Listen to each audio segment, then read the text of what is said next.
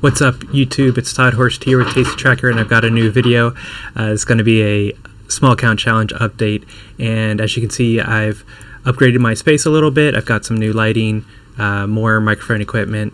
Hopefully the audio quality is better, and the goal is for by the end of 2021 to have editing in my videos where I have nice transitions, a nice area back here, just overall more professional quality is where I want to get to by the end of the year. Hopefully we get there, I don't know.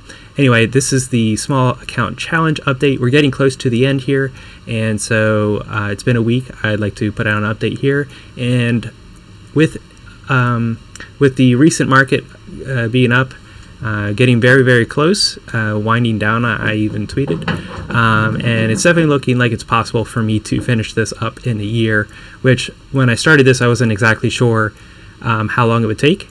And then when the COVID crash came, that obviously threw more doubt into the timeline, but it is looking like I'll be able to finish in a year, so that's great news. So let's go ahead and look at my screen. Over here I have the last update covering back here on 12/22, and so right here we have on Wednesday of last week I closed DG, Dollar General, and Facebook, both for about $150 total. What's nice here is Tasty Tracker sums it up for us, so we can see exactly what we have.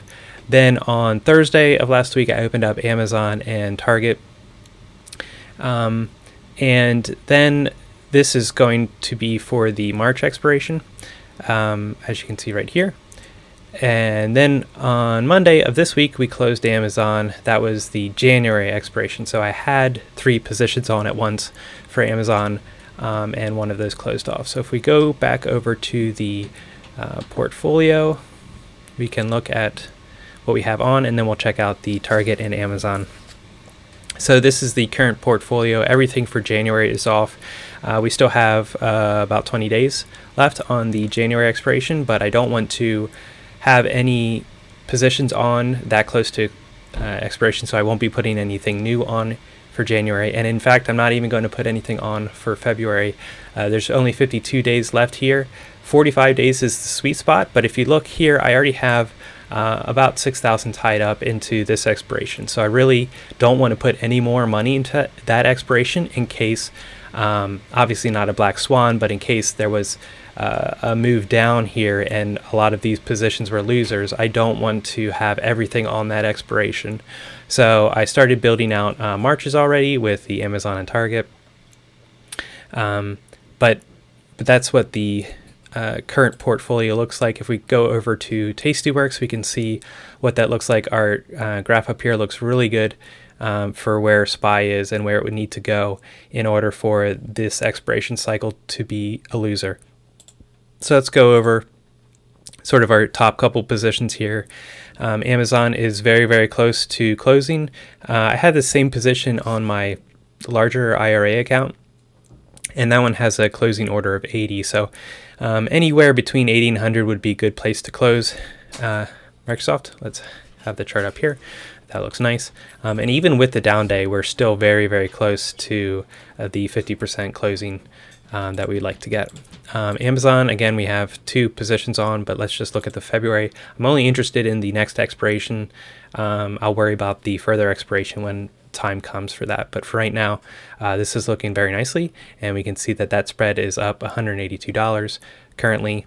58 of that, obviously Amazon has been on a tear recently, as is expected. I've been calling this for a while, so have a lot of other people, but this base has been built for quite some time in a really tight range here, and then in a wider range the whole way out here to really the beginning of July.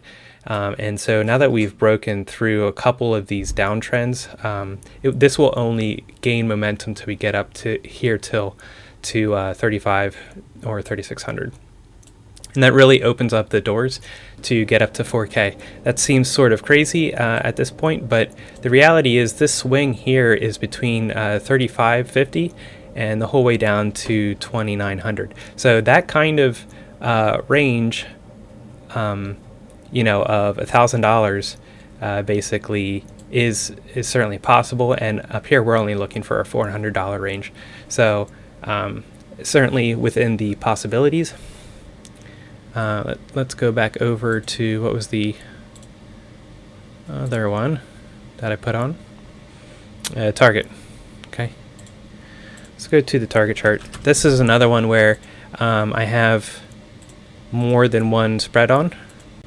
So again, I have the February and March. I'm not going to worry about I'll show you, but I'm not really worried about where that is for now.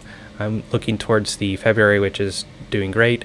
But if we look at why I put on target, we can see it's this very clear to me trend of going up and down, and we were down in this bottom of the range. That was 24th. So that was here on this day. So it was a down day. Coming down, hitting support on the 20-day SMA. Of course, that did act as support and bounced up. Now we are kind of hugging this down. I would expect something like this where we come down and even hit 172, 173 range before we start coming back up. But I could definitely see, by February 1st being up here in the 190s. Okay. So I went over the first couple ones that are doing good. Let's go over down here on what's not doing so good. First of all, the worst position that we have right now is Walmart, which is only down 20%. $80 sounds like a lot, but now that we're up into the 9K range, $80 is not remotely anything to worry about. It's still sitting in a very good position. We sold the 145 put, and it's trading at 144. So $1 to go before this is profitable. Certainly is an okay place to be. Break even is actually lower than that, so let's go over option positions. Walmart break even is down at 143. So even if this were to expire today, we would still make off with a couple bucks, although it is in between the strikes, so you would definitely want to close that. Normally you would not hold this through expiration. Point being though is that this is a position that's in perfect shape. The next loser here is Dollar General. Again, it's trading at 210.77, so we're even out of the money. And so again, if this were at expiration, I would still close. You don't want to hold on to something that is that close to being in the money, but it would be profitable for us there. Certainly not worried about that. You can just see its chart there. And BA.